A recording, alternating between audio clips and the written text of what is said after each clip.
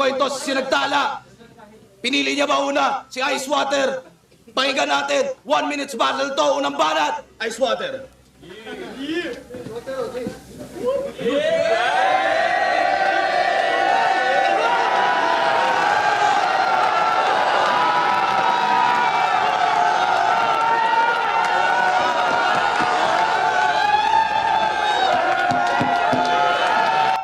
Ayan, so, mukhang genuine yung reaction dito ni J Black or ni Ice Water na nakita niya. Hindi niya kagad napansin na umakyat si GL eh.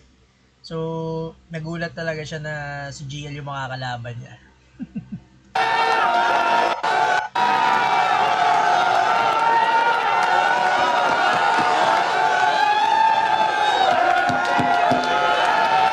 Ang kulit ng reaction ni J Black sa mga